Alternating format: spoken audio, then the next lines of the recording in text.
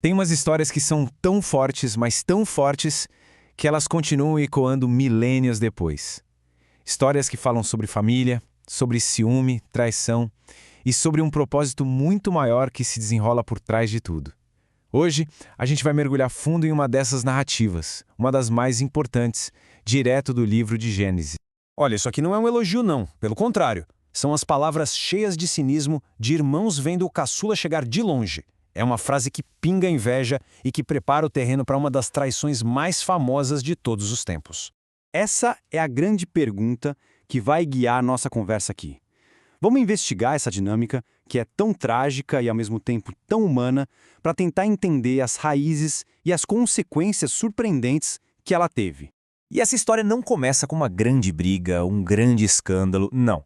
Ela começa com uma coisa bem mais sutil, e talvez por isso mesmo mais corrosiva: o favoritismo de um pai. Um tema, aliás, muito comum no Antigo Oriente Próximo, mas que aqui vai ter consequências gigantescas. O amor de Jacó por José, que era o filho da sua esposa mais amada, Raquel, bom, não era segredo para ninguém. Era uma preferência óbvia, declarada, que acabou criando um ambiente tóxico. Isso prova uma coisa que a gente vê até hoje: favoritismo explícito é veneno para qualquer dinâmica de grupo, seja numa família ou numa equipe de trabalho. E o ponto principal sobre essa túnica era que ela não era só uma roupa bonita, uma questão de moda, ela era uma declaração pública. Era um símbolo do status elevado de José. Para os irmãos, aquilo era um lembrete visual diário de que eles eram vistos como inferiores. O resultado desse favoritismo e da túnica foi, assim, direto e venenoso. O texto bíblico é muito claro sobre isso. O ressentimento virou ódio. E esse ódio criou um muro de silêncio, de hostilidade, que tornou impossível qualquer tipo de convivência pacífica. E como se a situação já não estivesse tensa o suficiente, o próprio José, talvez por ingenuidade, talvez por arrogância, joga mais lenha nessa fogueira. Ele não só se sentia especial, como começou a falar sobre isso. É uma grande lição, né? Sobre como a falta de noção do impacto das nossas palavras pode inflamar um conflito que já existe. Isso aqui mostra muito bem a escalada na ambição dos sonhos. Primeiro, é uma cena ali na fazenda, na colheita. Depois, a coisa vai para o nível cósmico. Os irmãos entenderam a mensagem na hora. José estava dizendo que ia governar todo mundo, inclusive o próprio pai e a mãe. Esse é um ponto-chave. Para a gente entender a reação dos irmãos, a gente precisa saber disso. Para eles, José não estava só contando um sonho estranho. Ele estava, na prática, declarando um futuro ordenado por Deus em que todos eles seriam servos dele. Isso transformou o ciúme numa questão de sobrevivência, numa ameaça real. E com todo esse ressentimento crescendo, era só uma questão de tempo até a oportunidade perfeita aparecer. Longe dos olhos do pai, que sempre protegia José, a conspiração finalmente começa a ganhar forma. Repara só na frieza no passo a passo da coisa. As motivações ali no grupo são diferentes. Vão desde o desejo de matar, puro e simples, até uma crueldade mais prática. No fim, a ganância e a conveniência acabam vencendo qualquer pingo de consciência que pudesse ter sobrado. 20 peças de prata.